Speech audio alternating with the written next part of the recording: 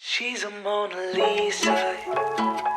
Everyone's not. Hi, welcome to episode 1 of You Make, I Recreate, simply translating to me trying your recipes. And today I've recreated 5 of your delicious recipes. So, yeah, let's get you started with the first one. The first recipe of yours that we're trying out is this garlic caramelized mushroom butter toast by Rahil. And when I tell you I was literally drooling while reading the recipe, I'm being completely serious. So we start by chopping our mushrooms into smaller pieces, and the more mushrooms the better. Throw them in a hot pot and cook them for a couple of minutes on low heat till they turn golden brown and caramelly and fragrant. Now we take some softened butter and add that to a bowl with cooked mushrooms, coriander, pressed garlic, salt, a mix of dried herbs. There's rosemary, thyme, oregano, parsley, and just mix it into a chunky but smooth spread.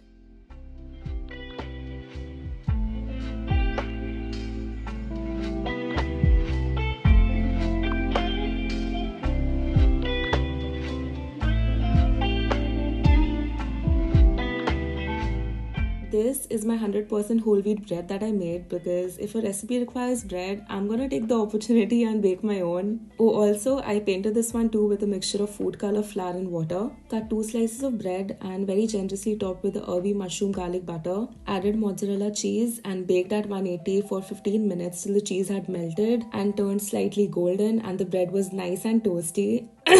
My throat. This toast made my home smell so warm and savory. I topped it off with some chili oil to make it slay more. Your words, not mine. And also some grated cheese. Yeah, this toast is just insanely good. It's so buttery and savory and juicy because of the butter seeping through the bread, but also fresh and light because of the herbs. So good. And I did add some honey to mine too to complement the chili oil, and it was just so amazing. 10 out of 10 from me. I loved it.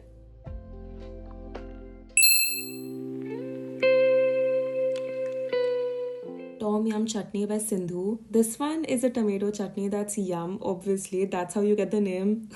Okay, so we take tomatoes that are ripe. I only took 2 instead of 4 because I'm making this for the first time, so being a bit careful. We take the tomatoes, cut them into 4s, and then the fun part, crush them with our hands. Like, just go in and mash till they're mushy and more pliable. Add salt and chili powder, mix, and let sit while we make the tadka. To oil, add mustard seeds and cumin seeds and let them pop before adding dried red chilies, lots of hing and curry leaves. I don't know why I typically don't use curry leaves in my recipes. I mean, in my non-Indian recipes. But when I do, I just go ham because I love the flavor and the aroma they add. Add the tadka to the crushed tomatoes and mix really well before serving on top of freshly cooked hot rice. It tastes pretty good and it's really low effort. To me, it's like a dahi bhat vibe, but hot. Just something you would still like to eat even when you're not hungry. I also feel like this would taste really good with some ghee instead of oil. You can taste the raw tomatoes, but not completely because they get partially cooked by the tadka. The mustard seeds add so much depth and the curry leaves are just fresh. If I'm being honest, I don't typically feel comfortable eating rice with my fingers simply because I've grown up using a spoon, not because I have a problem eating it that way. But this is definitely one of those dishes that just taste better when you do use your hands.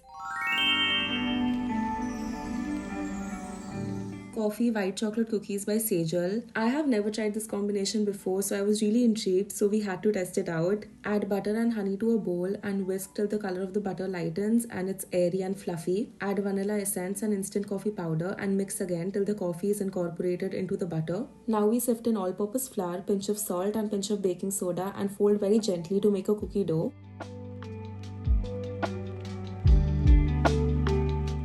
Add chopped white chocolate and fold it in very gently before transferring to the refrigerator to chill for 30 minutes. You know, I really struggle with saying 30. Like, I end up saying 30, but I know it's 30. Take spoonfuls of the dough and make balls. The butter makes the dough very flexible to work with, and the batter makes about 6 of them. I tried the dough by itself, and even though I drink 2 cups of black coffee every single day, I found it a little bit bitter for a dessert, so I decided to make them into thumbprint cookies to give them some space for some extra sweetness we'll be adding later. Baked for 10 minutes at 180 till the base was a bit solid, and then cooled for another 10 before filling with melted white chocolate and honey.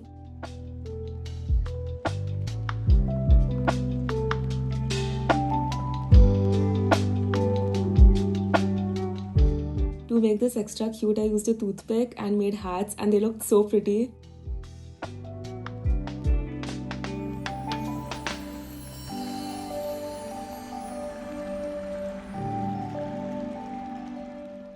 actually really like this combination. The bitter coffee with the super sweet white chocolate. You feel like you're about to doze off, just grab one of these cookies and you will be good. Fourth recipe of yours, we have oat cutlets by Ritishna. You won't believe, but just the day before you sent me this recipe, I blended all my rolled oats into oat flour because I've just not been eating oats, so they're perfect to recreate these cutlets. Mash boiled potatoes with a fork and add oat flour, ginger garlic paste, chopped onions, carom seeds, cumin seeds, kala namak, pepper, salt and chaat masala. I tried to mix with a fork, but it was honestly pretty useless, so I just went in with my hands and mixed everything into a slightly sticky but compact dough.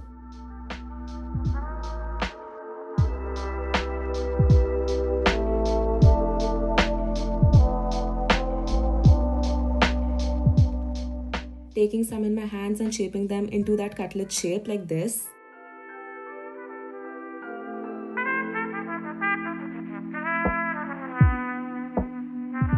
I deep fried these in oil. Actually, I ended up double frying these till they were super brown and crispy and crunchy. They smell so good.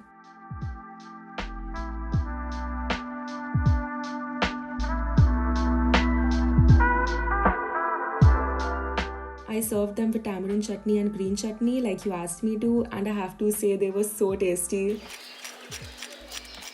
The chaat masala and onions add a lot of flavor to these, and the oats just get cooked in a way there's no specific taste of their own, but they add that really nice crunch. I will definitely be experimenting more with these and give my own spin too. I loved them.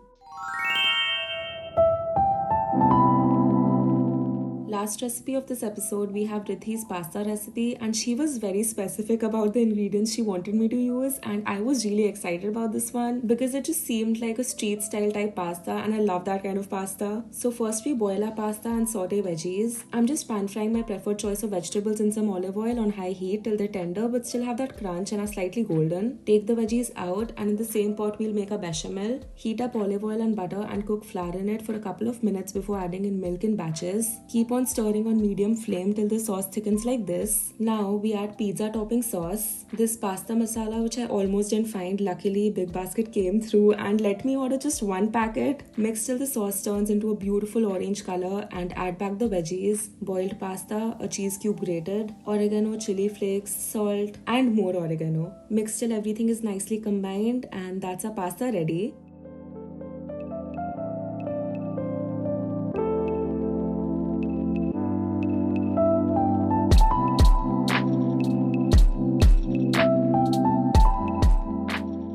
Topping with chili oil because you asked me to, not because I wanted to. I mean, I don't even like chili oil, and yeah, that's it. It was so creamy and definitely has that street food flair to it, which I loved. It's spicy but also very balanced, and I really liked it. Thanks for sending in your recipes. If you have not already sent yours, you can send them to me on Shivangi Pithisaria07@gmail.com. I'll see you on the next episode. Bye! She's a Mona Lisa.